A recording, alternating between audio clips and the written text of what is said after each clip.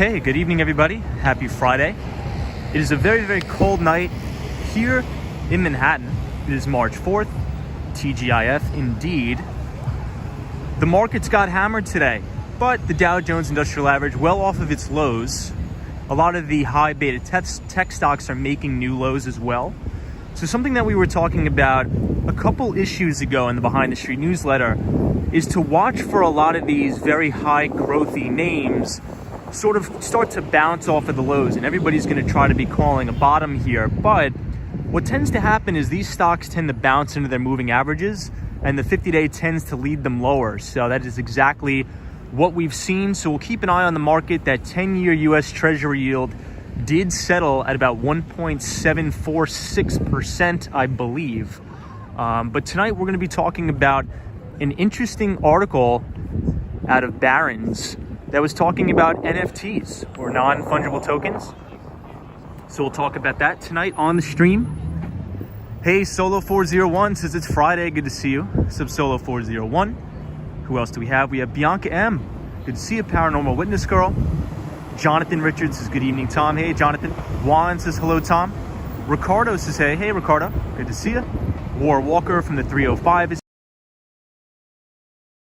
Solo401, good to see you. Ricardo says hello from Portugal. Jonathan Richards says, hope you had a productive week. I did. I had a very productive week. Samantha R is here, says, hey, Tom. Miss G says, good evening. Samantha J says, hey, Tom, everybody. Yes,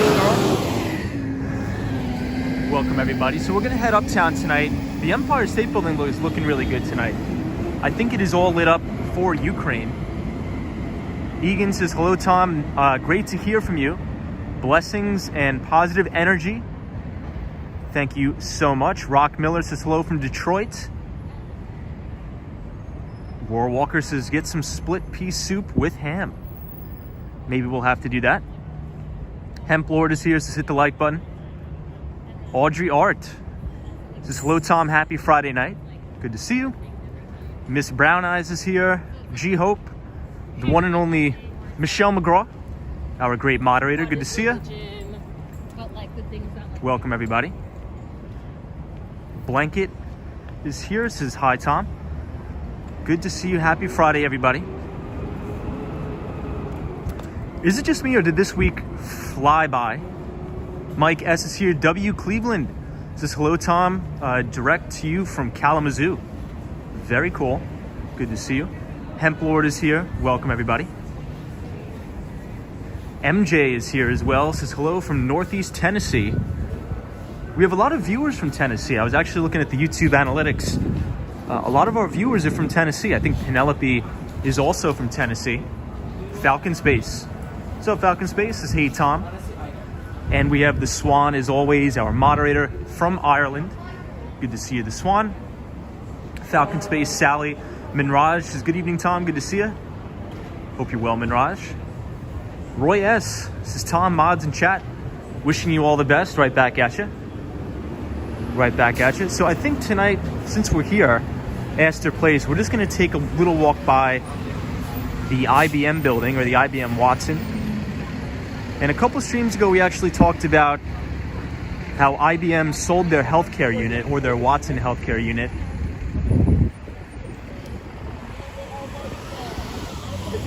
M. Sign says hello from Punjab, India.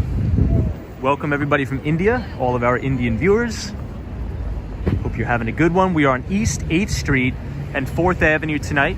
Tortellini is here, says what's up, the one and only Razzle Dazzle, the MRI technologist from California. Says, hey Tom, happy Friday to you as well. Samantha R says, walks from Wall Street. Do you know of any good places in the city where you can go to study? Yeah. So right over here, there's a place called The Bean, B-E-A-N. That's a really good place. Good coffee shop to study, but pretty much any coffee shop in New York should be sufficient for all of your studying needs. Rhonda Harris says, hey Tom, been such a long week with my classroom full of first graders. Oh my God, I can only imagine. Well, Rhonda, please enjoy the weekend. Alan Wilson is here, says good evening, Tom and everybody. We were allowed to unmask at the office today. Where was that, Alan? if you don't mind sharing with us. Where was that? Hey, Juan Antonio says Philly in the house. What is up, Juan? West Coast Sunset says, I thought you moved to Miami because you didn't like New York winters. Full-time New York winter this year? No, I moved to Florida. I bought a place in Miami because for business reasons. So I split my time 50-50 between New York City and Miami. But this week I needed to see a lot of my clients, and I'm working on some deals here. So that is the reason for me being in New York. But that is true. I definitely don't like the New York winters. That is definitely a downside. Hey, FedEx is here. Good to see you. Oh, Alan Wilson, you work for FedEx. Ah, got it. Jamie Price says, good evening, Tom. Good evening. So this is 51 Astor Place, and you guys will see this is the IBM building, but it has this very, very famous sculpture in there.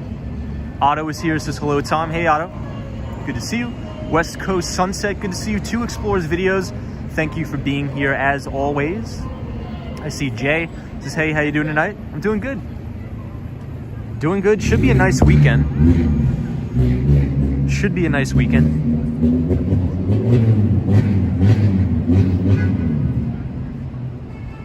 Rhonda Harris says, we unmasked here too in the public schools in North Carolina. Thank goodness. Wow, that's phenomenal. That's awesome. So check this out. This is the IBM Watson building. This is a very famous sculpture here. Does anybody know what it's called? I forget what it's called. I know War Walker says, I wish you kept the Central Park crib. I wish I could have too, but we are now no longer in COVID, so we have to pay full ticket price for everything. Hey, Sophie M says, hello, Tom from South Australia. Happy weekend to you. Thank you, Sophie. Appreciate it. Here, I'll try to stand up on this thing so you guys can see.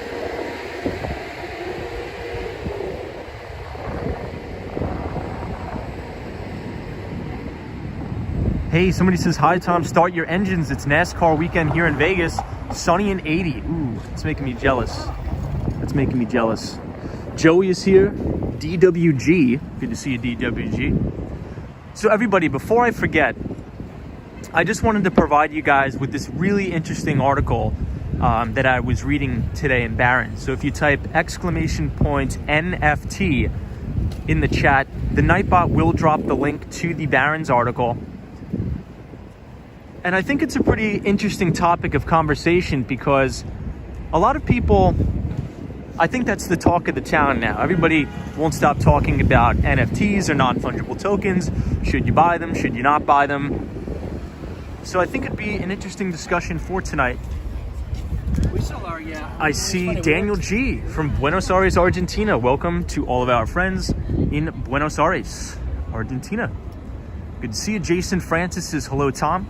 Happy Friday night. Happy Friday night to you too. Viviana says, hi, Tom. Good to see you, everybody. G Hope says, have you ever discussed Anna? I don't know. Anna, no, I have not. I haven't heard of that.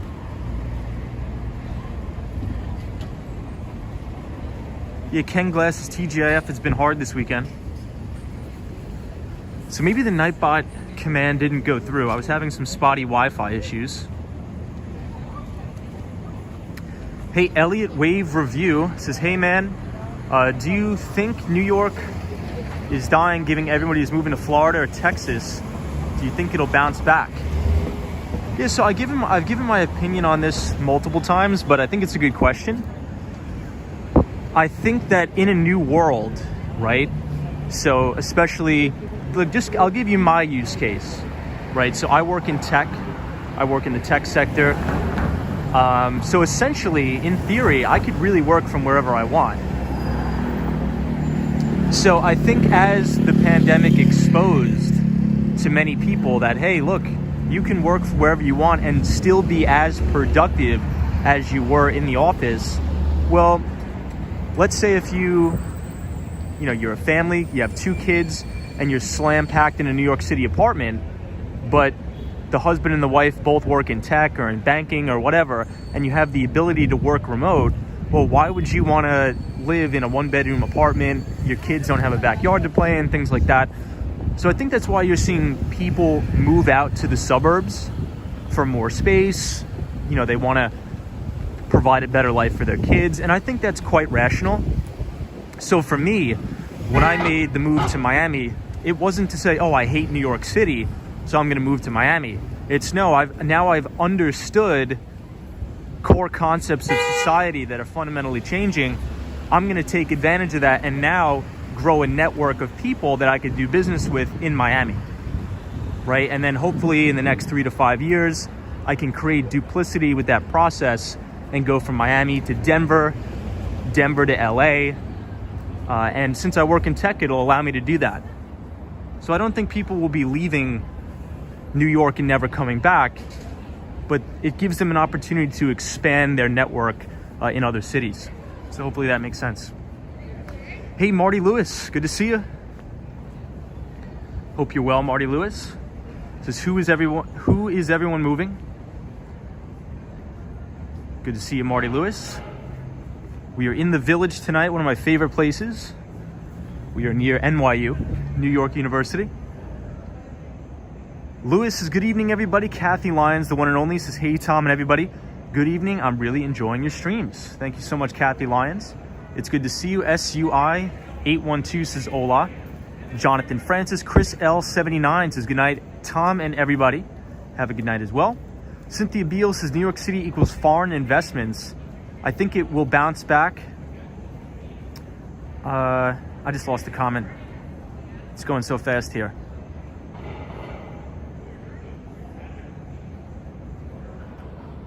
Emilio J, good to see you. Carol Reevy says, hello, everybody. Jonathan France. Elliott Wave Review, good to see you.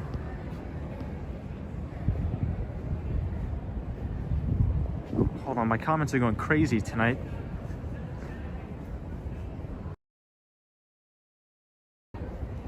Hey, Kevin Lee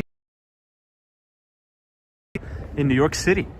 Love that area. I actually used to take the train. I used to take the Long Island Railroad to the Barclays Center all the time. And then walk to the Brooklyn Navy Yard, which that area, think about it like this. You know, in 2013, when I would do that, walk to the Brooklyn Navy Yard, that area was not even, you couldn't even recognize it. Now it is so built up. It's amazing. I even think there's a Wegmans in there. I think there's a Wegmans grocery store too. Lewis says, Tom, do you work with technical analysis or fundamental analysis or both? A little bit of both, but I put the majority of my weight on fundamentals, right? But what you'll usually find out is the companies that are doing the best.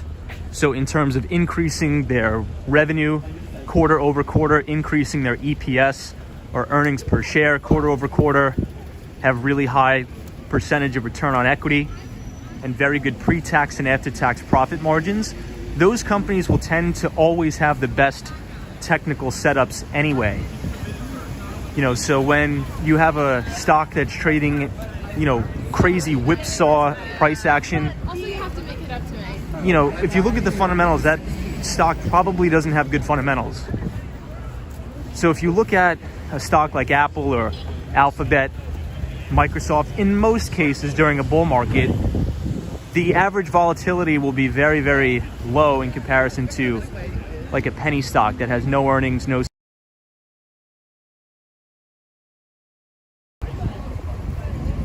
And the company is going to go out of business. Melee says Wegmans in Scranton is awesome. Yeah, I think there's a Wegmans now in the Brooklyn Navy Yard. Sebastian says, hey Tom. Hey Sebastian, how are you? Lewis says, I've seen a lot of people working mostly with technical analysis. Yeah, I mean, at the end of the day, I think what people forget is behind every stock ticker or a chart, there's an actual real living company there. And if the company is not increasing its earnings every year, if the company doesn't have good free cash flow, and if the company isn't increasing its revenue, institutional investors are not going to buy the stock. Right? So if you're running a big money at like a mutual fund or something, you have a fiduciary responsibility to your investors to buy stocks with earnings. right? So if you look in, the best performing mutual funds, you're not going to find, penny stocks that don't have any sales or earnings. Hey, Nice Guy is here. It's the St. Mark's Church. Beautiful area here. Cynthia Beale, how are you? Cynthia Beale says Barclays to the Navy Yard is a long walk. Not too far. Not too far, maybe like a mile and a half, 2 miles. Well, I guess a long walk to me is different to other people. AP says, say hello to my wife, Juanita, from Massachusetts. Good to see you, and thank you for watching. And I hope you're having a good start to the weekend so far. Good to see you. How are you? Brian Brown says, good evening from Grand Rapids, Michigan. Awesome. Very cool. Jonathan Francis, blue chip companies.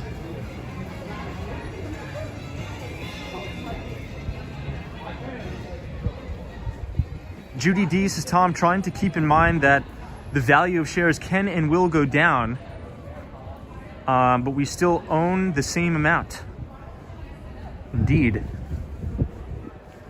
Well, I think, and that's something I was talking to one of my good friends today, and I'm like, all of these people that were buying these unprofitable companies during COVID, like the Pelotons, they don't realize these will probably never return back to all-time highs again, right? If you just think about during the tech and telecom boom, 90% of those companies either went out of business, were acquired by other companies, or never reached their all-time record highs.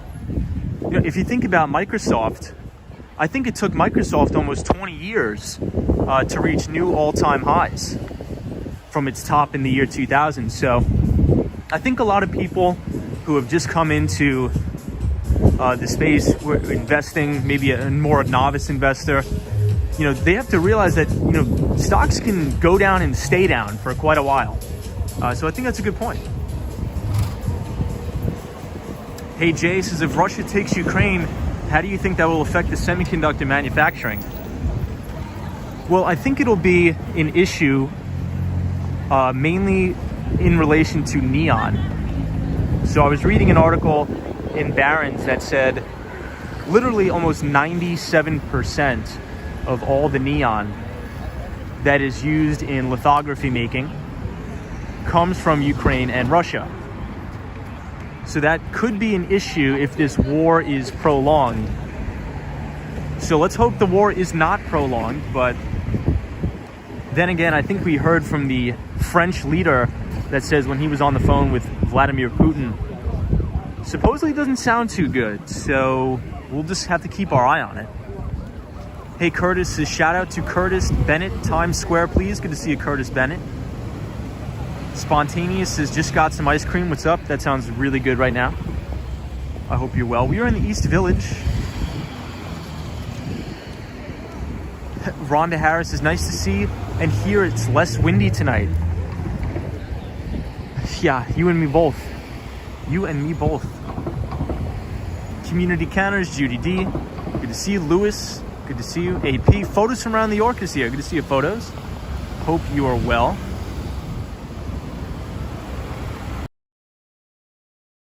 From Scranton, Pennsylvania. Abdullah says, good. Wow, nice neighborhood. Good to see you, Abdullah. Hey, Buy the Book says, thanks for all you do, Tom. Good to see you, Buy the Book. Happy Friday, everybody. Hope you're having a good one. G-Hope says, I read an article that stated NFTs are TYB. Yeah, so here's my take on the whole non-fungible token space right now, or the NFTs. I think the vast majority of it, and I know I'm going to take a lot of heat for saying this, I think the vast majority of the activity going on right now in relation to NFTs, I think is either number one, fraudulent, or number two, just a speculative mania. But, so saying that, what I do believe is that I see real value in the fact that you are able to verify digital property. And where I see a big let's say, upside to the NFT space is it will allow a lot of, and this is just one use case, I think it'll allow a lot of artists, whether you're making music or whether you're making art, to sort of really become your own boss and not rely on the big record labels or really anything like that. And also content creators. So I'll just give you a real world example. All out on the people.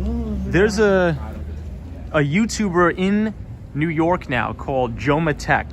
So he used to work at Citadel Securities, a firm on Wall Street that we talk about all the time. They are a market maker, high frequency trading firm on Wall Street, similar to Two Sigma and Jump Trading. But now, his passion is he wants to make films. And that's what he really wants to do. He's like, you know what? I don't want to work in finance anymore. I don't want to work in tech anymore. I really want to make films. So what he's doing is he's issuing his own non-fungible tokens and raising money from his community so he can fund his own projects, right? Very few, before NFTs, it was very, very... Oop, hold on. So I'm going to get an incoming call, a barrage of calls, like 10 of them in a row. So the internet may skip. But this guy is going to hammer me for the next 15 minutes. So if the internet goes in and out, just know that I'm just constantly clicking decline on his calls.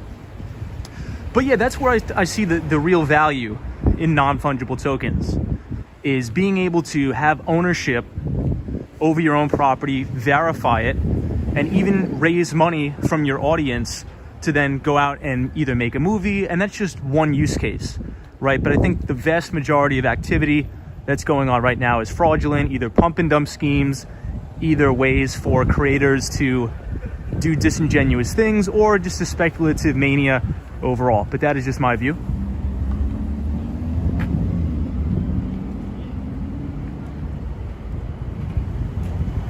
Hey, Bernard Friedman, good to see you, Bernard. What's going on? How are you? Andreas A says, Tom, are you really saying that there are no values in cartoon monkeys? Yeah, so what Andreas is talking about is the NFT project called Bored Apes. And some of these JPEGs are trading for $12 million. So I think a lot of that is a speculative mania, but then again, it sort of creates like a very elitist club, which is interesting. Hey, Mr. Wu Chinese Buffet says, before the battle of the fist comes the battle of the mind. Jay says, what about palladium in Ukraine? I think there's a lot of palladium as well. Also a lot of oil output. NMB045 says, happy Friday, Tom. Good to see you, NMB045. Emilio J says, NFTs are arguably the most egregious gift our society has ever seen. I'm one to not sort of knock new technology. I think anything goes through a market cycle. And I think a really good book to learn about market cycles is Principles by Ray Dalio. And, anytime there's a new emerging technology, everybody thinks it's the next biggest thing. Everybody thinks they're going to make $1 million off of it. So prices tend to surprise to the upside. And then you have your bust cycle, where it washes out a lot of the nefarious actors, and then a new cycle starts again, which is a little bit more sustainable. Jonathan France, good to see you here, my friend. Spontaneous, how are you?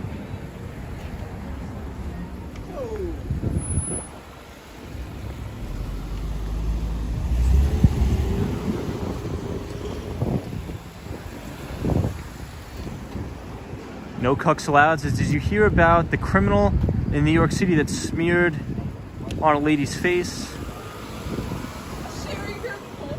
I did not hear about that, but I wouldn't be surprised if that story is true.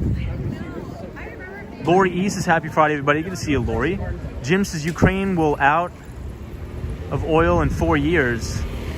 It's all import theater, says Jim. Sanjib says, hey, Tom, when are you going back to Miami, Florida? I'm not going to be saying when I'm going to be coming and going places anymore. So I hope you understand that. Shiloh says hi from Orlando. welcome.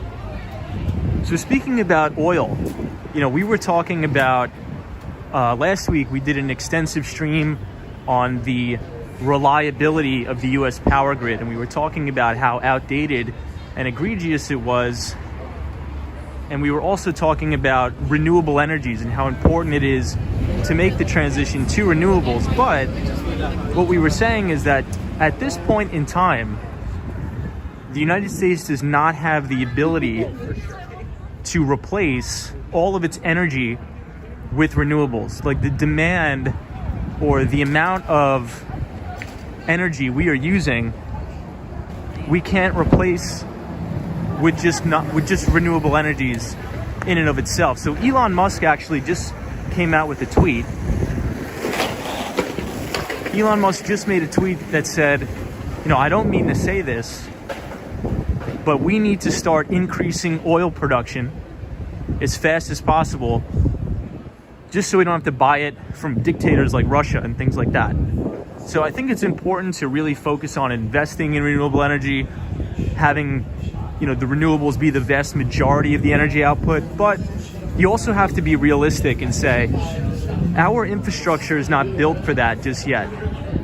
But as new battery technologies come out to harness and store that energy that's created by wind and solar, I think things are going to get better over the next couple of years, or 5 to 10 years. But as of right now, it's just not realistic, and we still need fossil fuels.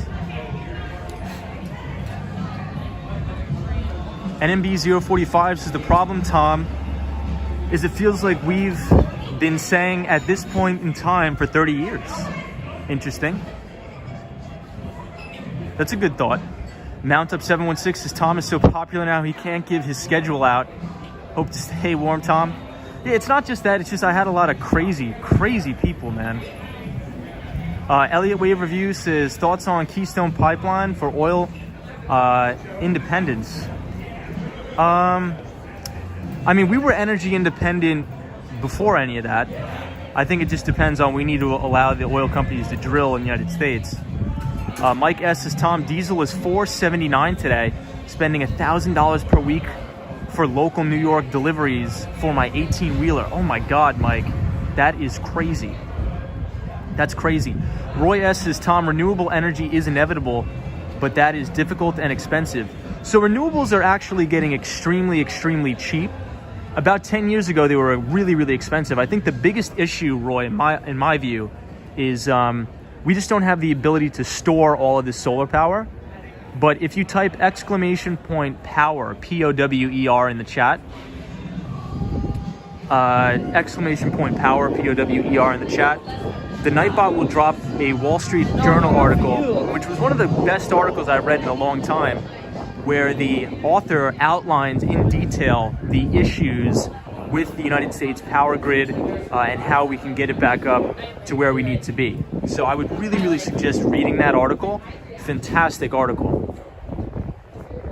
Hey, Sunshine City Solar Lights says, hey, good to see you. We are in the village once again. Good to see you. Cynthia Beal, how are you? Hey, Sebastian says, how's the weather in New York? It's not too bad tonight, just because there's no wind. Steph says, Tom, I'm a Democrat, but Biden's so weak. And what a disaster. It's sad. So Steph, good to see you, Steph. Lori Easton, my husband got laid off, oh man, from a great career in wind in November due to large part the price of steel going up 400%, as well as supply chain issues. Lori, I'm so sorry to hear that. That's horrible. Hopefully, the United States will figure out this supply chain crisis sooner rather than later. Let me just make sure I'm not missing any comments. 14 says, Tom, I always pass by there. Wish I could have bumped into you for an autograph. If we ever bump into each other, I'm going to ask you for an autograph. I appreciate you being here. I appreciate your contributions to the streams, 14, and I hope you have a great weekend. Fraser McLeod says, Tom, Alberta crude will be around for a while. They have always shipped large quantities to the States. This is Fraser McLeod. Thank you for that. Dennis Henry says, when renewables are cheaper than gas, People will be more apt to use them, says Dennis Henry. Good point. I think we're getting there. You know, it's coming down. Prices are coming down. But good to see you, Steph. Kathy Lyons, good to see you. Lori E, good to see you. Cynthia Beal. Mount Up 716.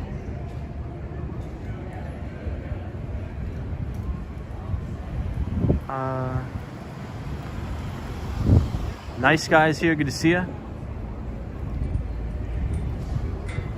I just want to make sure I'm not missing anybody's comments.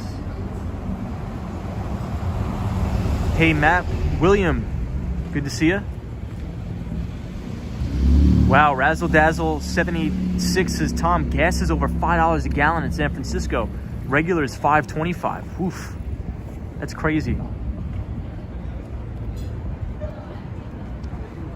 That is crazy. Yeah, so Razzle Dazzle, to your point, we did an impromptu survey. I think it was last week on the stream, where everybody had to put in the chat the price that they were paying for gas. And I think by and large, California was probably the highest prices.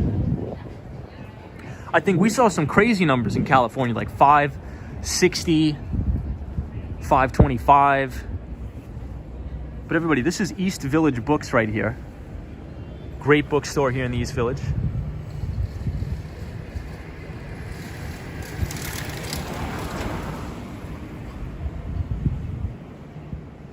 Paranormal Witness Girl, good to see you.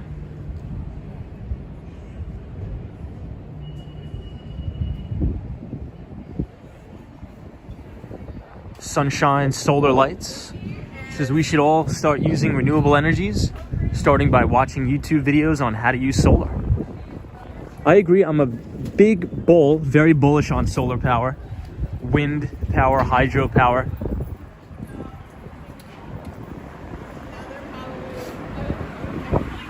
I think the thing I'm most excited about is battery technology that'll be able to store a lot of this power. You know, because one of my neighbors actually has solar panels on his roof, and it produces so much power that he actually sells it back to the grid. So hopefully over the next 5 years, we have some amazing battery storage capabilities that'll come out. Hey, RJ is here, says Olaf from Colorado. Tom, hope you're well. What's up, RJ? Good to see you. Samantha R says, what are your favorite bookstores in the city? That's a good question. So number one would probably have to be that East Village Books. And if you want to go there, it's St. Mark's Place and First Avenue. That's probably my number one favorite. Also, the Strand is actually pretty good, and they have multiple locations around the city. That bookstore is really good as well. The Strand. I think Photos from Around New York also had another good suggestion. Hey, Sophie McGuire says, evening Tom, TGIF stands for... That's funny. That is funny. Oh, check out this. I like this fox here on the wall. I think it looks pretty cool. Hey, Brian says, hey, Tom and everybody. Good to see you, Brian. Welcome. Jay says, Tom, inflation is going to hit hard because of oil prices and everything. That a ship uses oil plus petroleum are used in most products. Agreed. I think we're going to get another big wave of inflation. I think the last CPI print we had was 7.5%. I wouldn't be surprised to see like a 9% inflation print pretty soon, or CPI print. Cosmo Scary, good to see you, my friend Cosmo. What's up? Happy Friday. Hey, Charlie Richardson says, lovely night in New York. Good to see you. Sunshine City Solar says, yes, Tom, you can make money from selling back to the grid. California is facing challenges with selling back to the grid. Yeah, and I think, so in that Wall Street Journal article, they were sort of covering that a little bit. And the number one thing that they brought up in that article was that we just don't have the technology yet to store all of that energy. Yeah, Ernest Martinez Jr. says, Tom, all plastic products are made with crude. Good to see you, Ernest Martinez. The Swan, what's up? Says, love foxes. Photos from around New York says yes. Bookshop is right around the block from Strand. Alexa Jordan says hello, Tom, and happy Friday. Good to see you. Hey. Good to see you, Alexa. Rhonda Harris says Drama Bookshop on West 39th is a good bookstore with a cafe and a cool vibe. I'm gonna have to check that out. Let me screenshot that. Hold on one second. West 39th Street. Huh. What avenue is that on? Interesting. Hey, Helen McGuire says, Tom, good to hear your voice. It is good to see your name in the chat. Thank you for being here.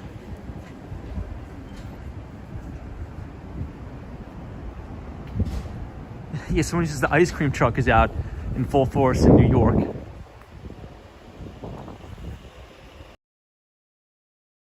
Hey, Charlie P is here. What's up, Charlie? Dana Thompson says California is going to be in deep hurt when Oregon starts removing the dams for the salmon run. There goes water and energy for them. Whew, I didn't even know about that. I'm gonna have to look into that. Yeah, it's sad that, California, it seems like every year it's been getting worse with the droughts, everything that's been going on there, the wildfires especially, which is horrible. I think we should build a coast-to-coast freshwater pipeline that goes all the way from the Great Lakes to California. But I don't think that'll ever get done because of politics. Hey, Jay says, hi, Tom. Oil is 117 bucks. Yeah, I think it reached, I think crude reached, what, 119, I think? Something like that?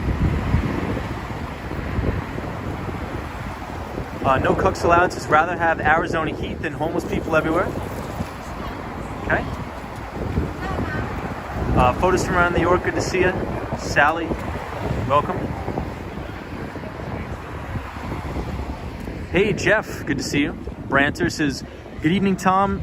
$3.99 a gallon here in Altoona, Pennsylvania. Well, that seems like a pretty good deal in comparison to some of the prices we've been seeing in the chat.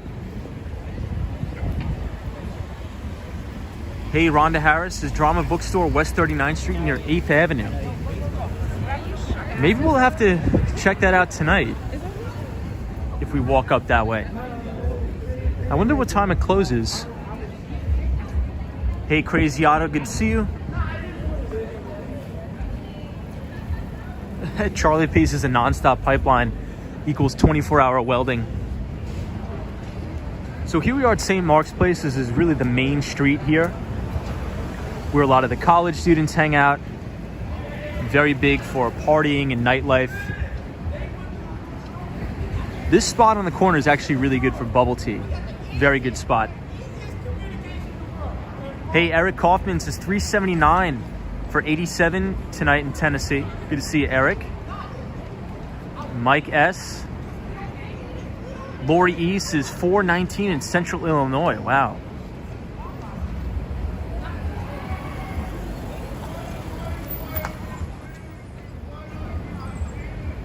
Hey, Frazier says, hi, Tom, maybe use the Mississippi to fill Hoover Dam. Mississippi seems to flood a lot. So, Frazier, that's interesting you say that. You know what's another state that tends to flood a ton, surprisingly, is New Jersey.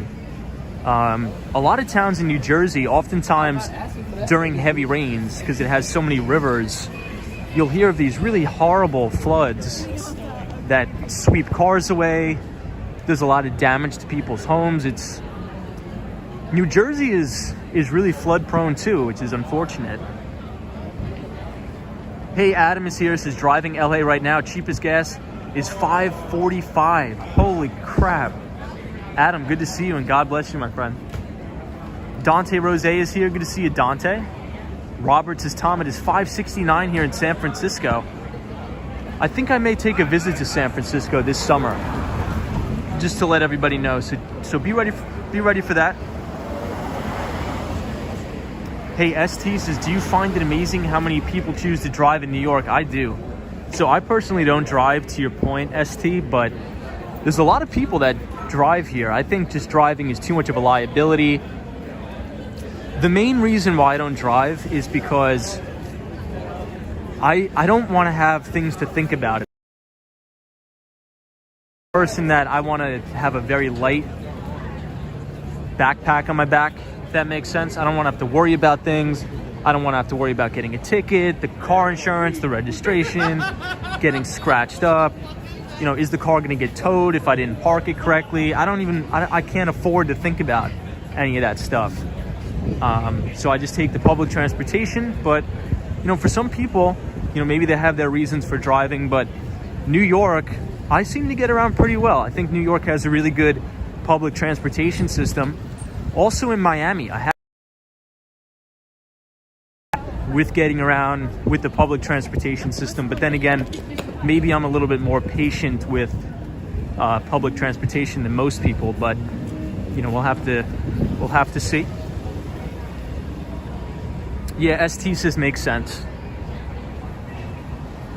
Trey B3 says, Tom, the drama bookshop closes at 7:30. That's actually pretty early, 7:30. I'm surprised. Flip Steer, good to see you. Alexis says, Tom, Jersey has the shore too. My aunt's boat ended up almost a mile away from her house after a storm a few years back.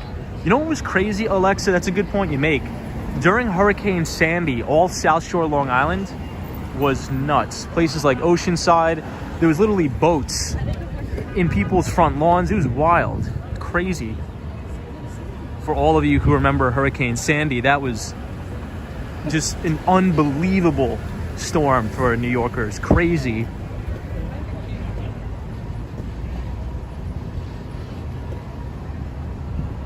Wow. So Jay says, an analyst at Kohl's Energy said gas will reach $7 a gallon. Yeah, I'm still under the thesis that, you know, we could have a blow off top to around maybe like $120 a barrel. So I think it'd be good for like profit taking, but I don't think I'll initiate any long positions at this point. If anything, hey, how are you? If anything, I'll probably ladder out of positions, use the liquidity to get out. Lori East is no public transportation where we are. Lots of tractors though. Where is that, Lori? If you don't mind us asking. Samantha R says, have you encountered a lot of craziness in the subways, Tom? I haven't personally, because very seldom do I ever take the subway. I tend to walk around everywhere or skateboard.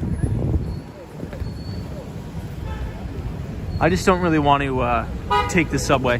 But that's just my personal choice. It's not, I don't not take the subway because I think it's dangerous or anything like that. It's just, you know, as you guys could, you know, anybody who's familiar with the stream, you know, we walk, you know, probably close to, I'd say 4 or 5 marathons a week. So I don't mind walking. New York City is a very walkable city, in my view. Lori East says, Tom, I live in central Illinois, farming town, population of 500. I love it. I grew up in this town. Hey, that's awesome. That's so cool. You must have all the freshest produce and everything. Hey, Paranormal Witness Girl says, Tom, so how do you get to the city from the airport, bus and subway? Yeah, so, I mean, if I'm coming from the airport, I'm not going to walk. You know, I'll take the air train and things like that. But, you know, if it's just like a regular day like today, you know, I'll walk to the office or I'll walk to a client. I don't, like, very rarely do I take the subway, especially now that the weather is going to be getting nicer. I want to try to be outside as much as possible.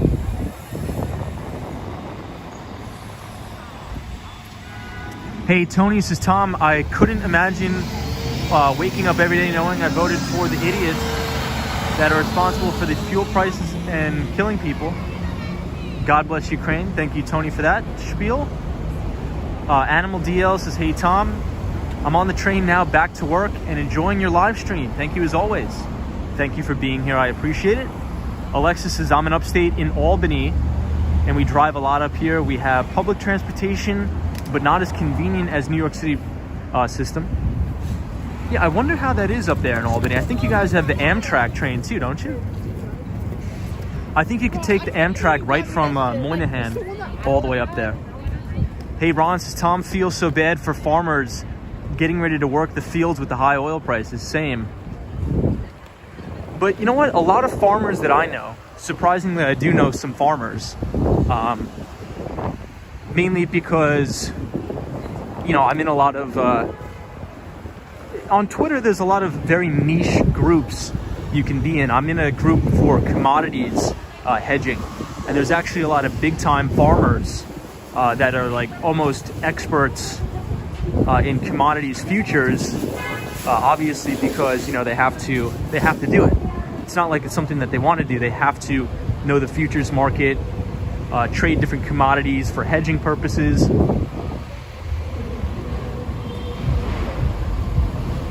Lori E says, no, you says long way from Arizona. Charlie P, what's up?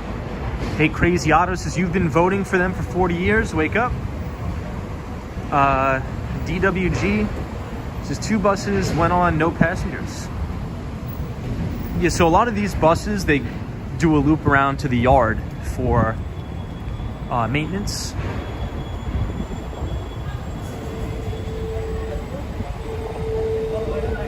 Hey Dean, what's up? Says Uber and Lyft drivers shut down again because of the gas prices in Vegas. Oof.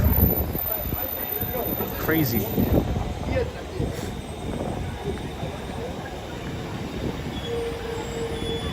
Okay, since it's Friday night, guys, I'll let you guys decide. I think it'll be fun to let the viewers of the stream decide. So should we take a pit stop at Washington Square Park, or should we just head uptown right now to the Empire State Building? What do you guys want to see? Washington Square Park first.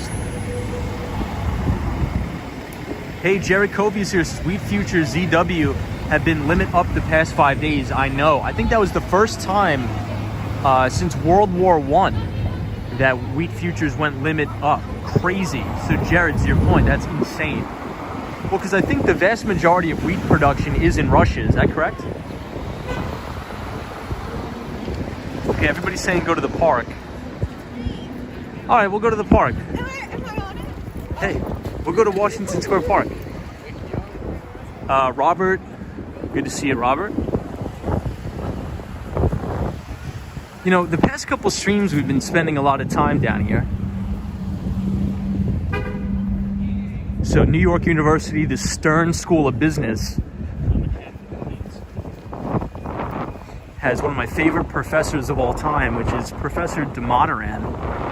And he is considered the Dean of Valuation. So he is a professor at the Stern School of Business, specializing in securities analysis.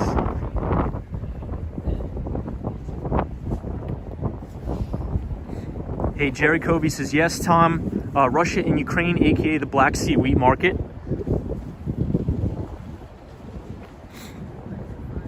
Yeah, and Jared, I think that the Russian stock exchange, the Russian stock market, has been closed now for 6 days. Isn't that crazy? I think the last time the Russian stock market closed, I forget.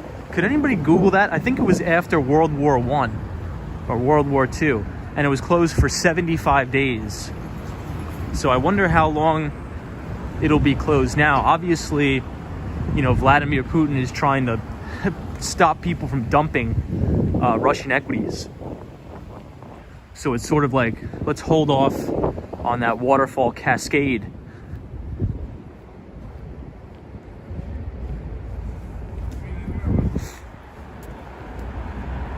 Off the Hook Girls says, what's a Russian stock? So I don't really do any dealings in, I don't really cover Russian equities at all. I only cover, I would say the stocks that I've I've been working in enterprise tech sales for my entire career. So those are the type of businesses that I'm interested in. Hey, Dana Thompson says, Tom, China produces the most wheat in the world, followed by the United States, India, and Russia. Thank you for that.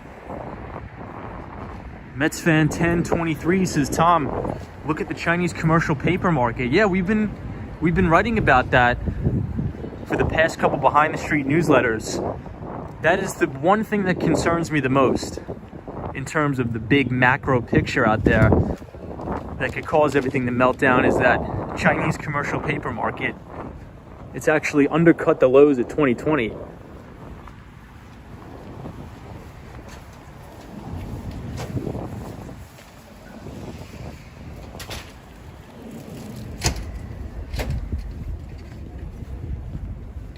Hey, Ray George is here. Mark Davis says, good evening there, Tom. Hope all is well from Toronto. What's up, Mark? Mark Davis, as you all know, is our good friend from Toronto that specializes in medical marijuana. So always good to hear Mark's perspective on things. So here we are, everybody. We're coming up on Washington Square Park. One of my favorite spots, especially in the summer. It's a little bit dark tonight, obviously, but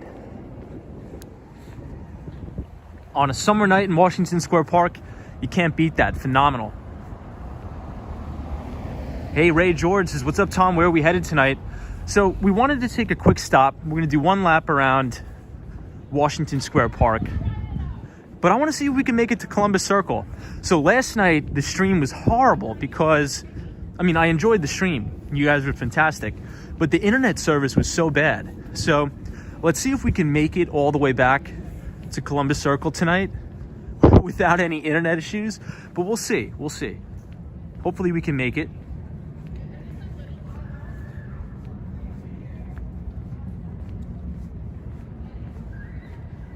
Hey, Mark Lee, good to see you, Mark. Clarence Jackson says, Tom, the Russian stock market will be closed to trading until at least next Wednesday. So I think the former longest streak that the Russian stock market was closed was 75 days, I believe. Let's see if we break that streak. Hey, Mike 940 says, Tom, fertilizer prices are soaring because of Russia is the world leader of fertilizer supply. Yeah, so when we were breaking down, so every week in the Behind the Street newsletter, I like to outline the leading industry groups. And one of the leading industry groups for the past couple weeks, to your point, was like the fertilizer stocks, a lot of the stocks like a lot of the companies that make basic products, right? So your toothpaste, baking soda products, tissues, the things that people will stop buying last if we go into a recession. Those stocks have been ramping. And that's definitely not a good sign for the market, especially for growth stock traders. So check this out. This is a great view of the One World Trade Center. Beautiful view. Hey, Carl Winston says, hello, Tom, from Spokane, Washington. Love that. Christian Ryan says, consumer staples. Yep.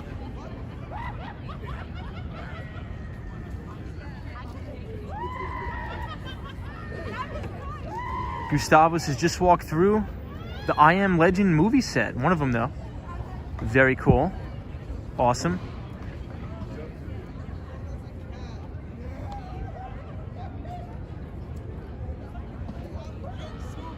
Jay says, Italy discompensated a $13 million yacht. Mark Lee says, so do you think Russia is really hurting financially? I do think so. They've essentially been cut off from the Western society. And I think that's one of the things that scares me the most, is because there's been reports, allegedly, that Vladimir Putin is quite literally going insane. So if you have a person that has nothing left to lose, those tend to be the people that you should probably be fearing the most. And it's very unsettling that he has nukes when he's acting so irrational. Hey, Steph says, Tom, I love Tom's walks. Thank you, Steph. Appreciate it. Emilio J says, I can't see how we don't go into a recession when gas is $5 to $7 a gallon. Am I wrong? Yeah, you could be right. Clarence Jackson, thank you so much for joining and supporting. I appreciate you. Thank you for the support. Hey. Gustavo says just walked. Yep, I read that one. Triple G says Broadcom did very well today, exceeding expectations and added another 22 after hours. This is Triple G. Yeah, semiconductors have been a bright spot, and we've been talking about that almost ad nauseum on the streams, because obviously we are in a global semiconductor shortage right now. And if we think about the main technologies that are going to be produced and really expanded upon over the next couple of years, well, what are they? They all require chipsets, especially EVs.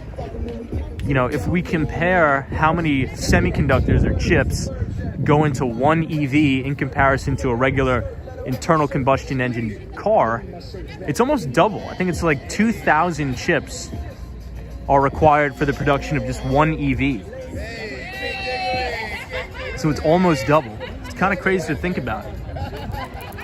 Also, as we move into the 5G rollout, IoT, the Internet of Things, edge computing, where a lot of the devices will live closer to the edge or closer to the cloud, a lot of these IoT devices will require semiconductors. Hey, Dave Moore, what's up, man? Just haven't been to Washington Square Park in a long time. It's a beautiful night in the village. Dave, you're right. Dave, you're spot on. It's a great night tonight. I always like watching the skateboarders here. Good to see you, Dave. Daryl says hello from Chicago, Illinois. Good to see you, Daryl. Welcome. Ken Kramer says we have the worst people running our foreign policy. Agreed. Kevin Sanchez says hello. What's up, Kevin? So check out the Empire State Building directly through the arch here. Really great view.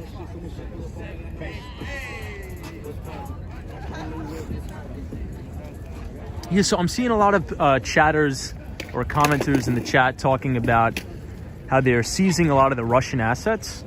I was hearing a lot about that too. I think the German government seized I think it was like an $800 million yacht from one of the Russian oligarchs. So it seems to be that countries around the world are making a conceited effort to deter Vladimir Putin. No cucks allowed. Is that a fountain or a skate park? Both. It has a multifaceted use case. Dennis says, anybody hear Kamala's explanation of the Ukraine crisis in layman's terms? I did not. I try not to pay attention to politics too much. It tends to depress me a little bit. I pay attention just enough to where I could formulate investing theses on it, but besides that, I am totally tuned out. Dave Moore says, I work in Soho, so when the weather gets better, I'll be hanging out there in the spring and summer. Dave, dude, this is like the best place to hang out in the spring and summer. Oftentimes on the stream, we'll skateboard around Washington Square Park. But I was just thinking about that today. It's already March, but it's like 20 degrees out. It kind of sucks. But I'm confident the weather's going to get a little bit better.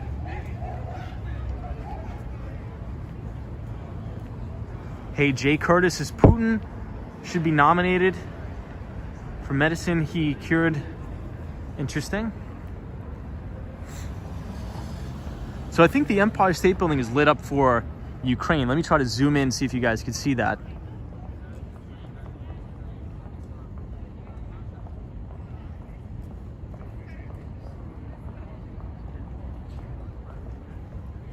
Triple G, good to see you. Judy. Hey, Melee says, be careful, Tom. Not too safe where you're walking. I think it's fine. I think I'll be all right. But I appreciate it. Cynthia Beal says a skateboarder sees a fountain as a ramp. Cynthia Martinez, good to see you, my friend. Cynthia Martinez is our friend from the 305 Miami. Cynthia, you shot me an email and said you were down in Brickell for the first time in a while. How'd you like it down there? Mike 9040 says, where is Kong? Webley Coffee Spill says it's totally cool there. Yeah, this is one of my favorite spots. There was a little bit of an issue on one of the corners of the park where a lot of people are doing drugs and things like that. And I think the NYPD actually shut it down. Hey, Marcy M says such a wonderful view. Awesome view. Good to see you, Marcy. Hey, Atomic Skittles says, could you do a stream where you walk on Broadway, Lower Manhattan, all the way? Let me see. Atomic Skittles says, Tom, could you do a stream where you walk on Broadway all the way from Lower Manhattan to Central Park? Absolutely.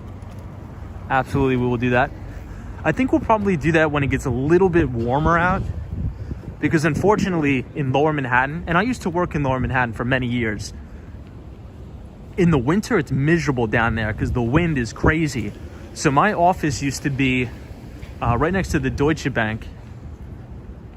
So Deutsche Bank, I think it was 87 or 88 Wall Street. I was 82. But it was freezing down there, like crazy cold. But in the summer, that's like the place to be because you have South Street Seaport, which is phenomenal. You could walk over the Brooklyn Bridge. That's an awesome area. Hey, Jay, says, Tom, you're near my house. Awesome. Nice guy, says, looks incredible, Tom. Jay, you have a beautiful neighborhood here. Very beautiful. Hey, Mickey Handel says, hello. Good to see you. Johnny and the Bulldogs. It's been a long time since I've seen this part of town. My cousin has a company inside the French building on 5th. Wow. Yeah, this is an awesome area. This is, sort of on the campus of New York University. I like it here. Hey, John says, Tom, you've mentioned EVs before and the trend towards the future. Any EV stocks do you like long-term other than Tesla? So that's a good question, but I will always miss the boat on those type of things because one of the strict rules that I have is I will never buy a stock that doesn't have earnings.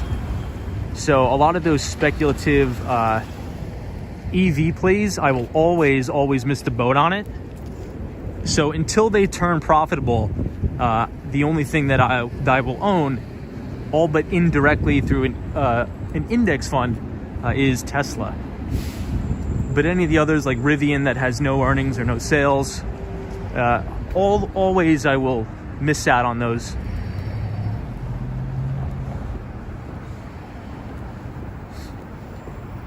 But I think that's what's kept me whole for my investing career, is just these strict rule that I just can't buy something without earnings. Because what happens is, in a really big bull market like we just had.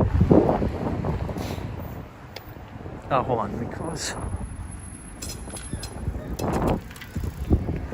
I always look now, even if it's a red light across the street, because the drivers have been nuts lately.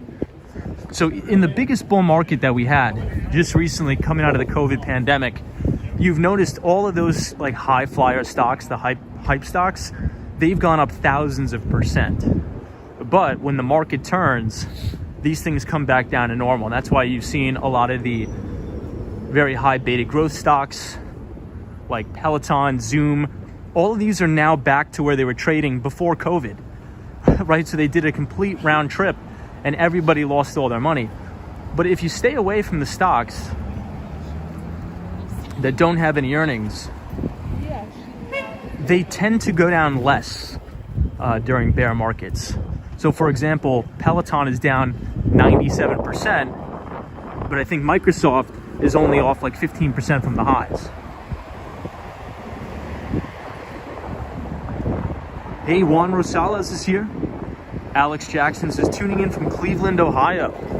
Welcome everybody from Cleveland. Good to see you. Lena Sandoval, JL is here. What's up, JL? JL is our moderator. What's up?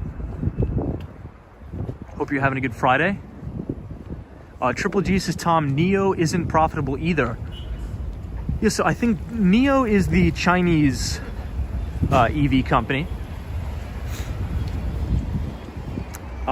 Somebody says, how about GM or Ford? So I think if I had to long one of them, it would be GM. I think that actually has the biggest value out of any of them. And I think I actually said that about 6 months ago. Oh, man. Dude.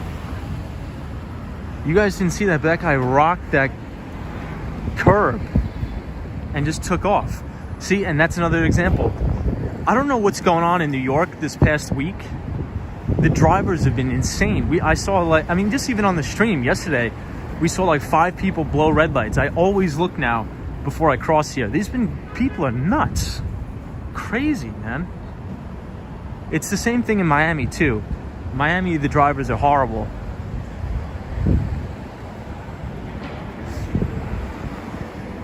I think this is a Ferrari.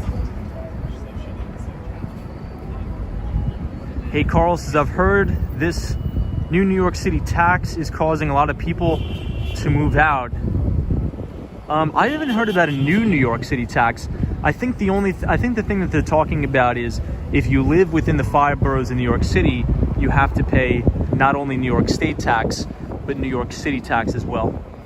Hey, Tiago Pereira says, wow, good to see you, Tiago. XOXX Bob, what's up, my friends? Good evening, Tom. What's up, Bob? Thomas Downey Jr., good to see you, my friend.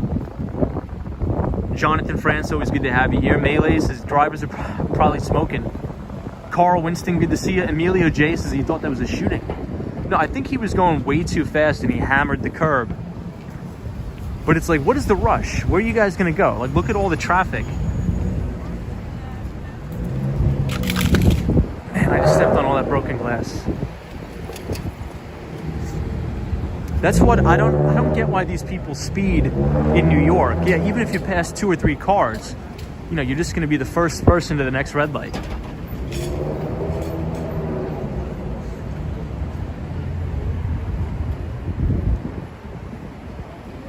Hey, John is here, says just sub. Thanks for talking stocks in simple terms. Keep it up. Hey, John, thank you so much for subscribing. I appreciate it, and I hope you have a great weekend. Also, if you guys want to sign up for my free weekly newsletter, I write an investing newsletter where I take a macro approach, top down, bottom up, talk about not only US equities, but emerging markets as well as commodities. I send that out every Monday night. So if you want to sign up to that list, if you type !news, NEWS in the chat, the Nightbot will drop the link to the Behind the Street newsletter. And I think we already have 620 people subscribed to the newsletter. So thank you everybody for reading. It really does mean a lot to me. So thank you for reading my work. You guys are the best. Wow, check out this view of the Empire right here. I think this is the money shot of the night. What do you guys think? So this is East 14th Street and 5th Avenue.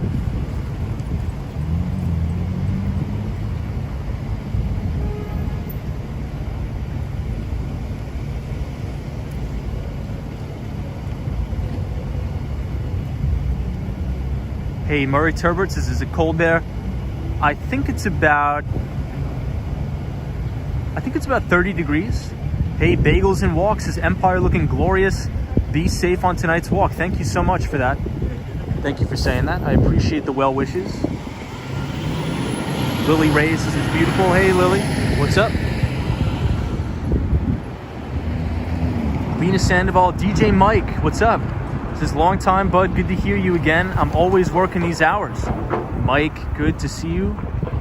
Hope you are well. Thank you for joining the stream again. And good luck at work tonight. I'm assuming you were a DJ, so that's awesome. Thanks for tuning in tonight on the stream. We were briefly talking about NFTs because I read an interesting Barron's article about this sort of non-fungible token mania. And I sort of gave my opinion on it. I think over the long term, I do see real value in NFTs being able to have verifiable ownership of digital assets. Also, I think another use case that I didn't touch on, I think is in gaming. One of my coworkers, well, not really a coworker, I should say old coworker, he says, Tom, he's like, my kids are buying like physical things in-game purchases, right? So kids nowadays, just like back in the day, how kids used to trade like the Pokemon cards and all that stuff, now that has all shifted to in-game purchases. They're buying like sort of digitalized skins where they're trading with each other. It's just really crazy, the possibilities. And I think kids nowadays resonate better online, if we agree with that or not. But for example, in the game Roblox, you could actually buy virtualized real estate. You can buy pretty much anything. And even in some games, you could buy custom weapons and things like that and trade them with your friends. And a lot of these things are really, really expensive. So I think another big use case for the metaverse or NFTs will be sort of those in-game purchases. But as I've said, I think we are in wave 1 of the NFT cycle. And I think a lot of people need to be cautious, because in any sort of wave 1 in any technology, there's a lot of frauds, there's a lot of pump and dump schemes, there's a lot of Ponzi schemes, and there's a lot of nefarious activity where I think a lot of people are going to lose a lot of money. But I think over time, as markets wash out these nefarious actors, I think you're going to see real projects start to emerge. Hey, Stephanie's here. What's up, Stephanie? Good evening. Good to see you, Stephanie. Welcome. Crazy Auto says, Tom, look up the EA Star Wars fiasco for reference.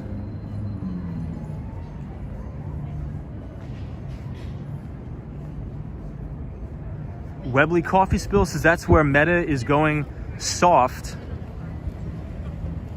Own virtual garbage. Hilarious. Yeah, somebody says, imagine life without internet.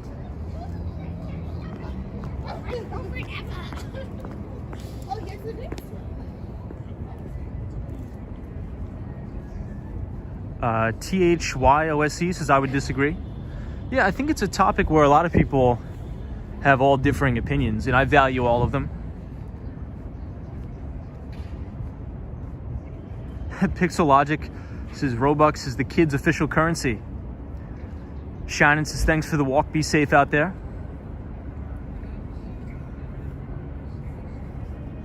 Let me see who I'm missing. Prospect Basement says, anyone in Manhattan get their post-COVID rent increase? So I did, and that's why I moved. Just to give you an idea, so during COVID, we had a mini flash crash in the price of real estate and the price of rental prices. So I was able to get an unbelievable apartment right at Central Park South for under $2,000 a month. But my landlord raised the price all the way back up to $4,500 when I moved out. So it was a studio apartment right on Central Park South. It went from right around $2,000 all in with all the utilities to now $4,500 because I chose to move out, mainly because I had to buy a piece of property in Southern Florida for business purposes. But since I moved out, my landlord was able to raise the rent right back up to pre-COVID prices. Really, really crazy. Over 100% increase.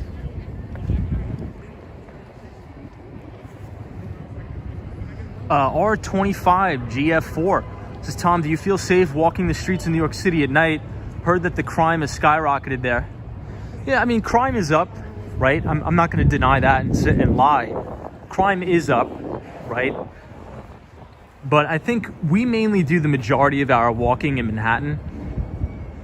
And also, I think that if you look at the statistics, a lot of the sort of crime activity that's been happening is unfortunately been against women, unfortunately, right?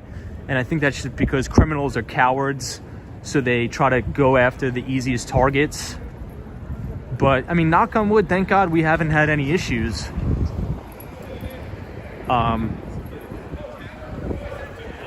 But look, I think every big city has an issue with crime. I think it's gotten a little bit out of hand in New York, but I tend to be an optimist in nature, and I do think that Mayor Eric Adams will take care of it. Let's just say that, because he was a police officer, so he understands to cut through all the politically correct BS and really put the hammer down on these guys. So I'm optimistic. So we'll see. Benny Bear Don't Care says, hey Tom, hey Benny. Good to see you. Sally says, beautiful view. So I think this is a vegan ice cream store, isn't it? Hold on, let me, just the brightness here.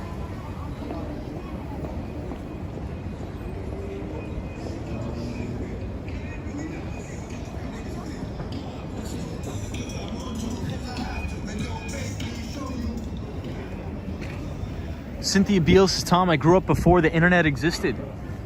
Wow, that's insane. Hey, Prospect Basement says, what's your favorite Manhattan neighborhood? My favorite neighborhood in Manhattan is the Upper West Side. Even though we rarely ever stream from the Upper West Side, that's by far my favorite neighborhood. So more specifically, I would say probably about, I'd say anywhere from 72nd Street all the way up to 96th. That's probably my favorite neighborhood. I just love that part because it's more residential. It's more residential. People are more laid back. I love the Upper West Side. Yes, Samantha R says, I live in the Upper West Side and love it. Samantha, Upper West Side is freaking amazing. J.A. says, Upper West Side, I used to live 81st and Broadway. Dude, crazy. I used to work 83rd Street between Amsterdam and Columbus. One of my first jobs as a teenager, I would wash the rental cars at that Enterprise Rent-A-Car on 83rd Street. That was when I was like 18, 19 years old. That place was, and that was just the best spot. It was just the best spot. So there's a good Thai restaurant there too, that one of my really good friends owns. It's called Sen, S-E-N-N. And it's right on there on Amsterdam. So if you're in the neighborhood, Amsterdam and like 82nd, check out Sen. Very good place.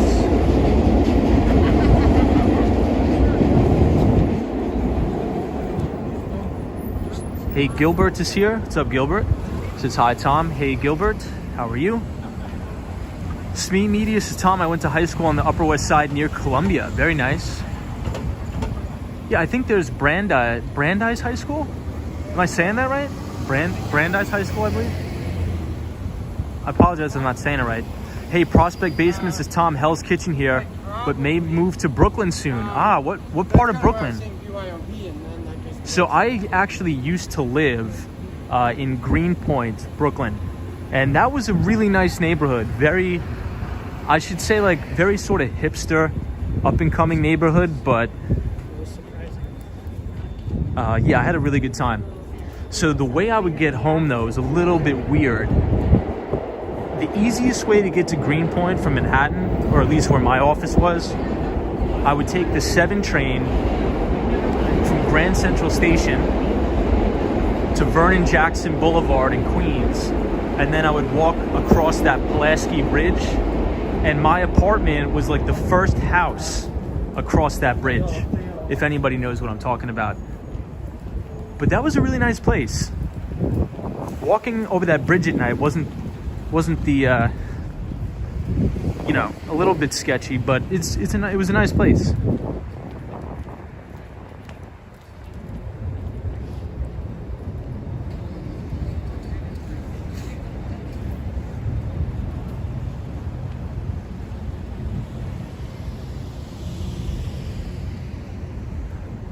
All right, let me catch up on the comments here.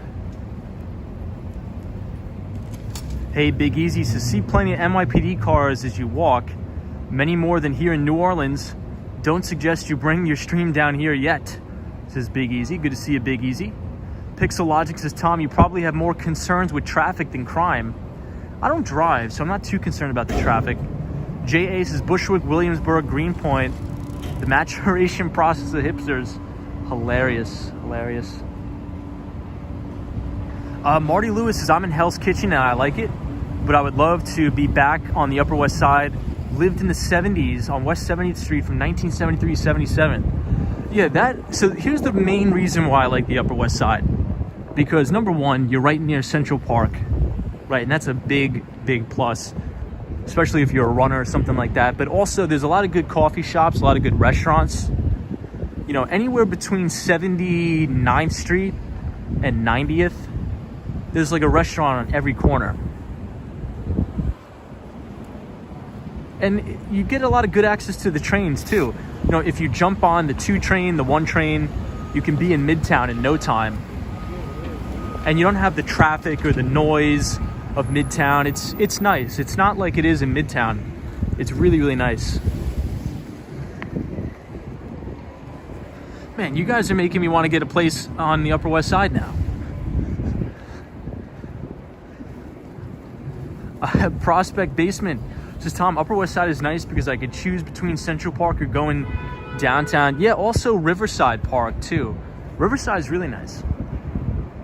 Paul F says, Tom, if you like residential neighborhoods, you would like Forest Hills, Queens, Subway, LIRR there too. Yeah, so Paul, when I take the train out to Long Island, I always pass Forest Hills. But then again, I don't think I would ever live out there because it's too far away from the city. But it is a nice neighborhood, Forest Hills. Yeah, Elliot Wave Reviews says Seinfeld made the Upper West Side popular. So my old work, Seinfeld's personal garage is right across the street. So I would always see him filming that show. What was it called? Comedians in Cars Getting Coffee. He would film that, I think, once a month. Hey, San Miguel's here. What's up? It says, for some reason, the Empire State at night has always that special glow. Agreed. Yeah, Mark Davis is checking at the Dakota, Tom. Dakota's fantastic. That's Mark Davis's favorite building. Bottomless Coffee says, Peter Parker's from Forest Hills. Andrea's A says, I'm thinking of moving to Greenwich, Connecticut. A lot of hedge funders over there. A lot of hedge funders. You know, on last night's stream, we were talking about how Elon Musk and the Boring Company wants to make an underground passageway from North Miami Beach all the way to Sunny Isles. And I said they should do the same thing from Long Island to Connecticut. They should do the same thing from Long Island to Connecticut. Jace is the only thing with the Upper West Side. I did not think the restaurant quality was super high. Personally, I'm not a foodie, so didn't care. But way worse quality than Williamsburg, where I lived after. Interesting thought. Interesting thought. I never really had an issue up there with the food. But yeah, Williamsburg probably attracts more of the modern, unique restaurants, I guess. Smee Media says, Tom, Seinfeld restaurant is 110th Street and Broadway. Hey, NG is here. Says, hey, Tom and friends, what's up? NG, we were just looking at the Empire State Building.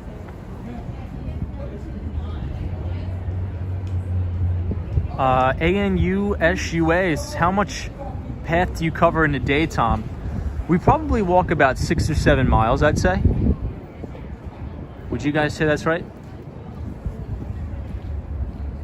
Hey, Marty Lewis's restaurants are good on 9th Avenue and Hell's Kitchen. That they are. That they are.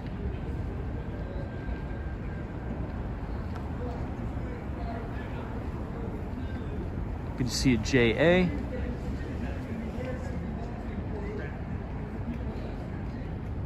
Yeah, so Prospect Basement, you make a good point. The bike path up and down the Hudson River is great. Yeah, we used to take that bike path to skateboard. We used to do that stream all the time.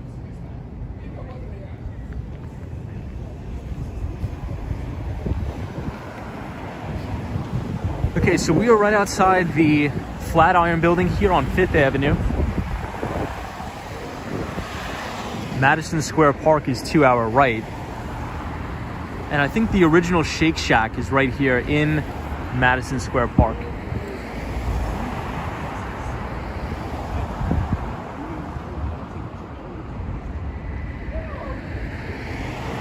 Hey, J.A. says, anyone here thinking of moving to Ridgewood, Queens?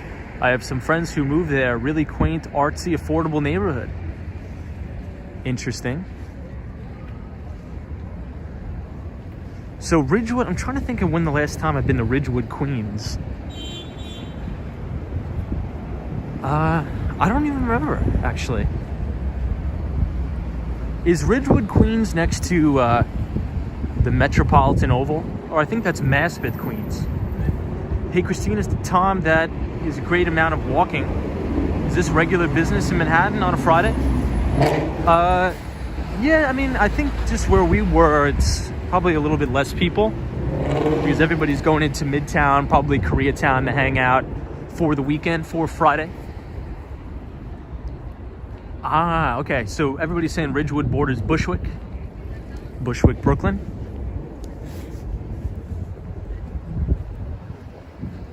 So surprising up-and-coming neighborhood in New York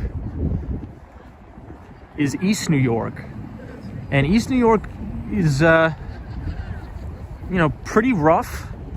But over the last 2 years, I actually was consulting with some big home healthcare agencies in East New York. And every other building is like abandoned, but the new buildings that are going in there are beautiful, like gorgeous. So I think that East New York is gonna be, in 15 years, anybody who buys property there, you're probably gonna double your return on your investment. So I used to take the Long Island Railroad to East New York train station and walk through Ocean Hill, which was another bad neighborhood, all the way to Gates Avenue. So I was consulting with one of the largest home healthcare agencies in New York, which just happens to be located on Gates Avenue in Brooklyn. And I've pretty much seen how that neighborhood has changed over the years, and it's getting really, really nice, actually.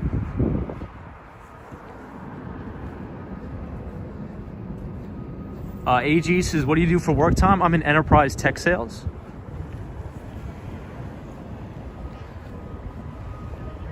So sell different software products and telecommunications products. So what I used to do before I left my old job in my company. Oh, hold on, somebody cross the street. So,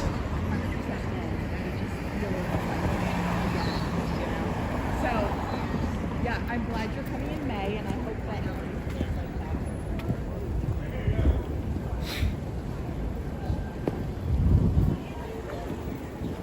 So what I used to do is I used to sell a lot of EVV software, so like electronic visit verification to home healthcare agencies and things like that. So we would provide like a full package to increase employee retention as well as increase operational efficiency at these agencies. That lady just threw a cigarette at me, but it's all right. I'm used to it. So on the device, we would provide them. We would have their EVV software. We would also have their payroll software and an application called MedFlight. And MedFleet is like an Uber for home healthcare aides. So you could see which patients are closest to your home, and you could actually accept those cases via software. So instead of having to go into the office and setting up your schedule, you could do that all remotely. And this really saves on payroll costs, because if you're doing physical timesheets, that's a big nightmare. So that's sort of the business that I was in. And I kind of got lucky too, because I started really focusing on healthcare right when a lot of these agencies were starting to make their migration to the cloud. So we did well. We did well.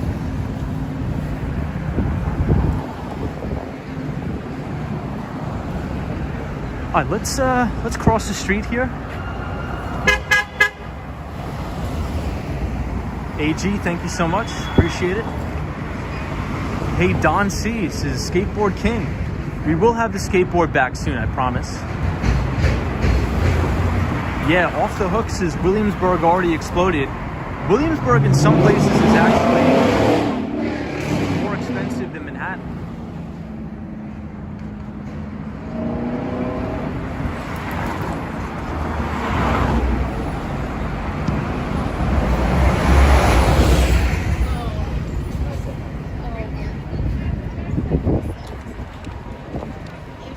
Ooh, they're going golfing. Are any of the golf courses open in New York now? I mean, maybe. But then again, I used to work with a guy who every single weekend would fly to Florida for golf. So check this out. Look at this view of the Empire. If you like this view of the Empire State Building, feel free to give the video a like, smash the like button, and hammer the subscribe button if you are not already subscribed to the channel. Smee Media says, any comment about the buildup in the South Bronx? I don't have any comment on that because I'm not too familiar with the Bronx, but I would think that's a good positive sign.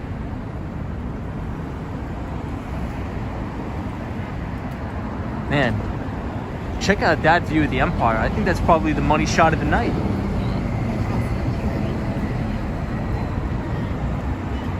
Hey, Chris Moore says, any thoughts on Manhattan Valley? Manhattan Valley. Is that like in upstate New York? I'm not too familiar with that. I only took the, what's it called? I only took the Metro North a handful of times in my life. Very seldom do I go up to upstate. Yeah, I'm getting a lot of questions about the Bronx. I'm not too familiar.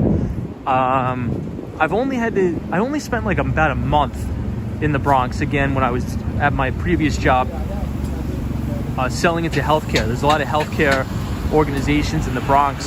So I think I would take the BD train all the way up to, what's it called? The Grand Concourse near Bronx Science Academy, I think it was. Chris Moore says, it's a small neighborhood in the Upper West Side, 100th to 110th Street, Cathedral Parkway. So Cathedral Parkway is nice. I think that's the very top of Central Park. Central Park ends at 110th Street, Cathedral Parkway.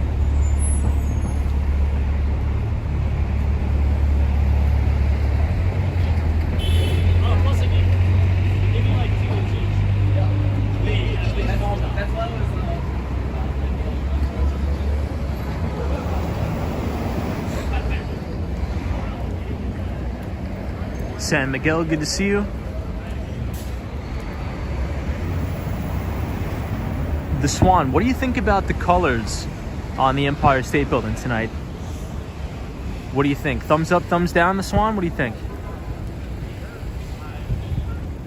Hey, Robin Richards says, good evening, Tom. What's up, Robin? Happy Friday to you. Hope you're well.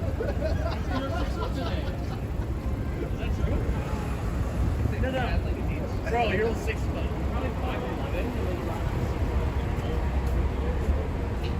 Hey, Michelle O'Rourke says, hey, Tom.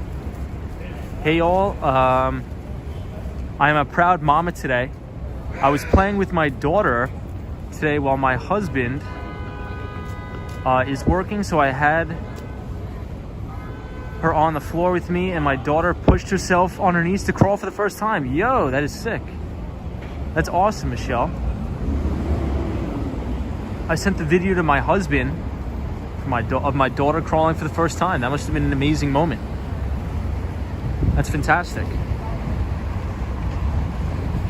Well, congratulations on that. That's definitely a good start to the weekend. Good Friday event there.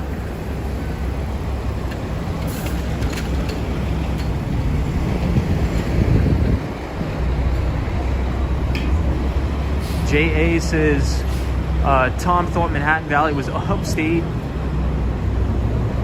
That's like a bit above Upper West Side, but not more. I've never really heard of Manhattan Valley, to be totally honest with you. Raj999 says, hello from Buffalo. Good to see you. This is week 1 of your sabbatical from banking. Dude, awesome. Yeah, so we have a lot of bankers in the chat. I wish I could take a sabbatical. Maybe someday. Mr. says, yo, what's up, Tom? Good to see you, my friend. We're sort of having just a chill stream tonight. It's Friday. I didn't really have a huge topic prepared, but I did share with you guys that Barron's article about NFTs. But it's been a crazy week. We covered a ton of content this week on the stream. So I'm kind of enjoying just hanging out with you guys tonight. Kim says, I'm enjoying this so much from California. What's up, Kim? Kim Medina. How are you, Kim? Hope the weather is a little bit better than it is here in New York. Chris Moore says, Tom, let's go to Koreatown. We definitely will. One of my favorite spots ever. Right here, 32nd Street, Koreatown.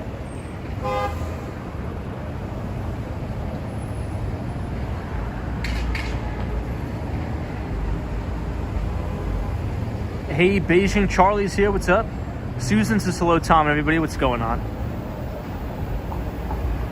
Michelle O'Rourke says, Tom, do you have any advice to my daughter now that she's just learning to crawl? I would say stay off the skateboard until you could walk efficiently. That's what I would say. And try to enjoy yourself. Edward says, I'm watching from the Philippines. What's up, Edward? Good to see you.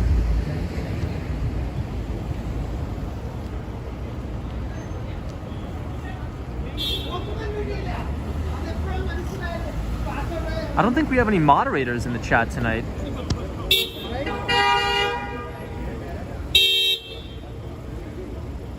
Hey, Carol Revy says, Tom, you answered the question I felt silly to ask, the relationship between your business and home care agencies and tech.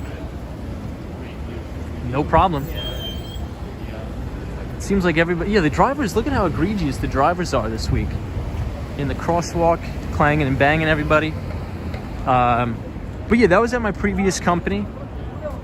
I was at an account executive or enterprise account executive at a major telco where we would sell a lot of software products through the channel. And so my team was focused on selling into the healthcare market. And I think it was a good learning experience for me because I got to learn a lot about compliance, HIPAA compliance, a lot of rules and regulations in healthcare. So I think it was a good learning experience. I enjoyed it. So here we are, everybody, Koreatown, my favorite spot, East 32nd Street.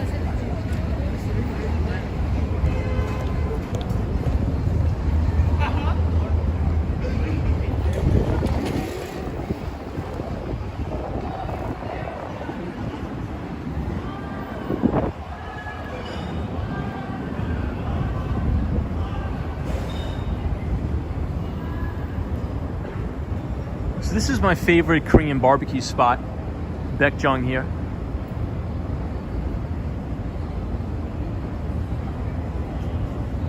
Nice guy says, I love K-Town.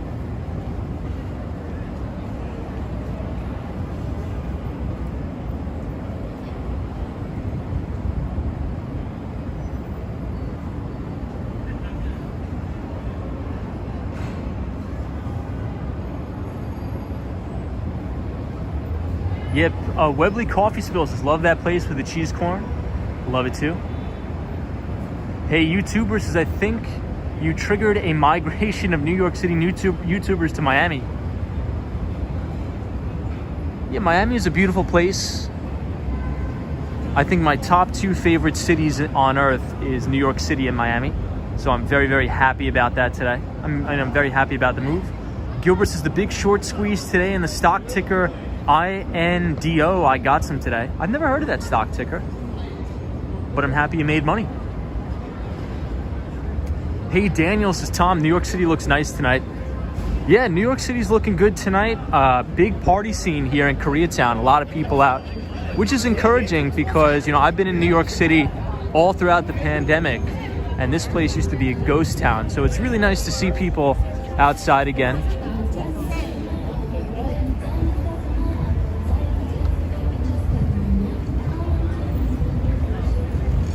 Robin says, Miami is not New York.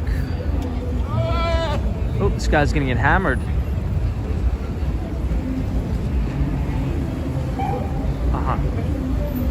Dutchman says, Tom, good evening. Does New York City have a Chinatown like San Francisco?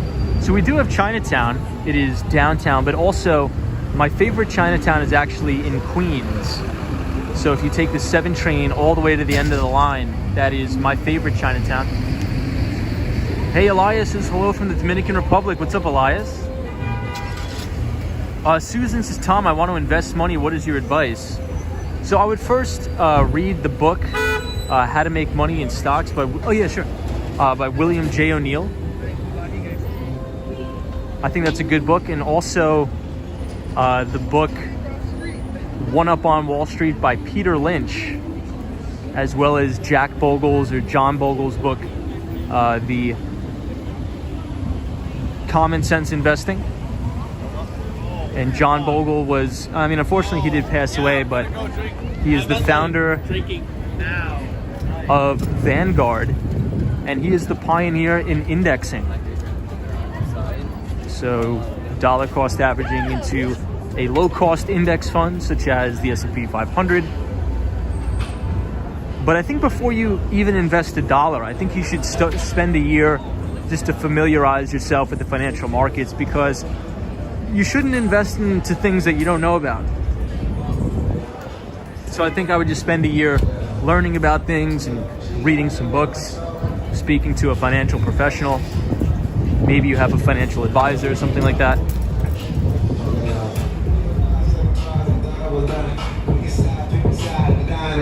Robin says, how can you make money without getting a job? I don't know. I have no idea. I assume that would be very hard. Here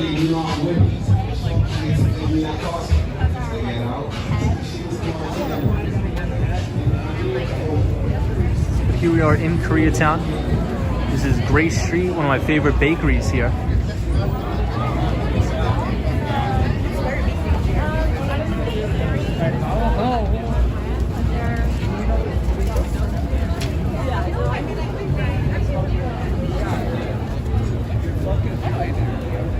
A lot of foot traffic here.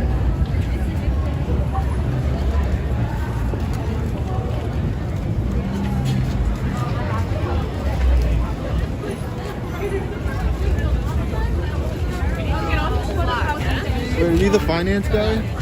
Say again? Are you the guy from YouTube, the guy who live streams? Oh yeah. Walks on Wall Street. Yeah, I watch you all the time. Oh really, dude? Thank you, man. Yeah, dude. I live right here in Harold Towers. I work in the finance industry, so that's why you're always. Oh, so sick, yeah. dude. Awesome. What's your name? Right. Oh, right. Nice to meet you, man. Nice to meet you. Dude. Thank you so much for watching. dude. I appreciate it. Have a good one. That's a nice guy.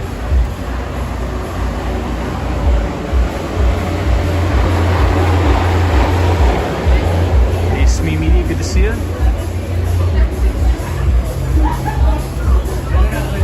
XOXX Bob, good to see you.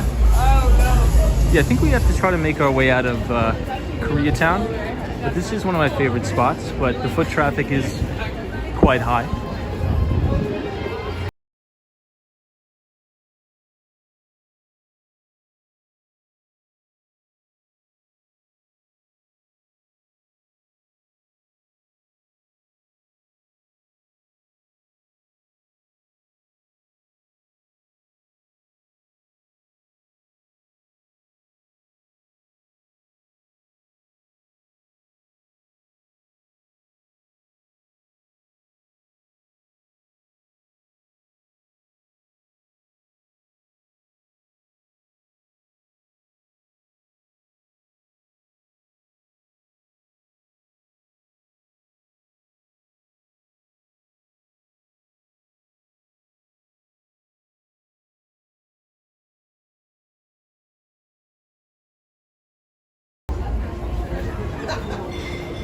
Yeah, photos around New York. I only discovered that place closed down about 2 months ago, which I was extremely, let's just say surprised, because that place was always packed.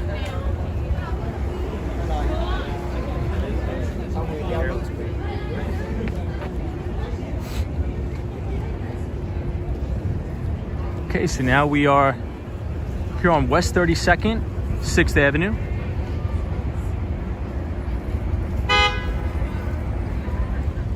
SME Media, it's good to see you. 14. This is Tom. Give them good old. Photos from around New York, says Tom. Grace Street has nice late hours. That is true. I think they're open to midnight. Samantha R says, are you still going to Columbus Circle? I think we should be good.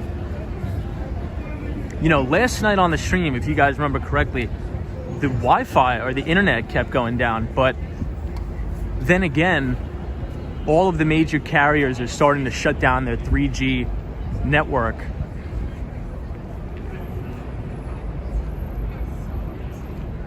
And migrating over to other spectrum bands. Because if you remember correctly, during the merger and acquisition, with AT&T. I mean, not with AT&T, with Sprint and T-Mobile. It was really like T-Mobile acquired Sprint for their spectrum assets, because Sprint's financials were not good at all, but they did have an amazing amount of spectrum that just so happened to be great for the 5G rollout. So T-Mobile acquired a ton of spectrum from Sprint,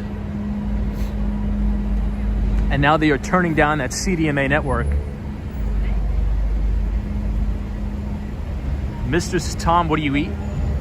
So today I went to a good dim sum place again on 14th Street. Actually, not on 14th Street, on 23rd Street. Very good spot.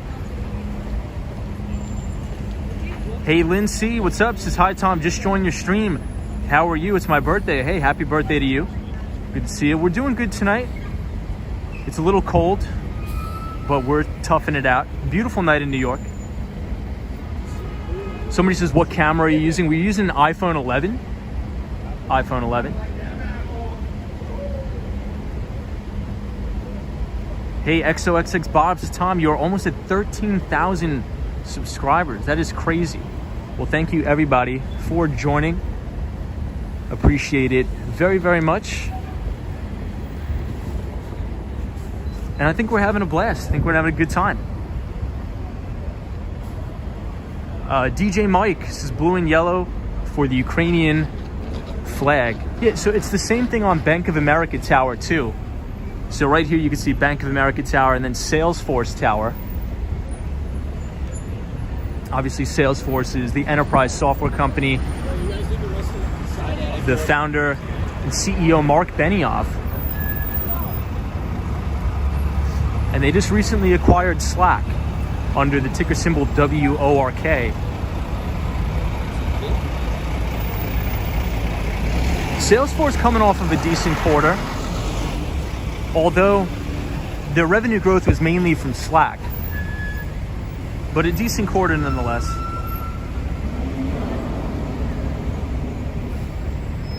Hey, Brian says, hey, new here, will the Mets and Yankees ever play baseball?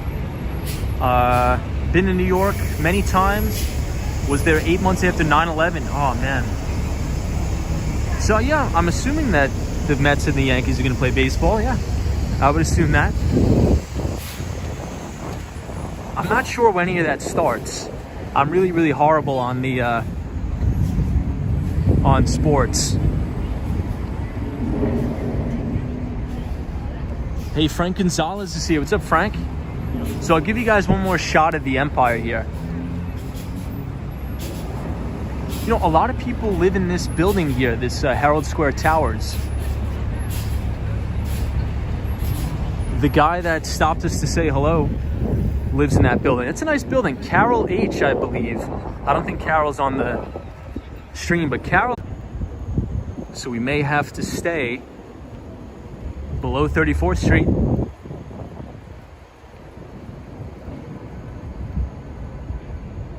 Photos from around New York says we're back. Yeah, photos. We may need to stay below 34th Street for the next couple weeks.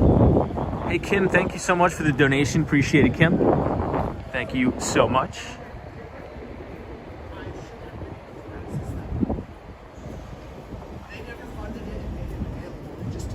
Marcelo's New York City back again. Good to see you, Marcelo. Yeah, Cosmos says, can't believe you buffer in the middle of Herald Square. They must be doing some work, so we will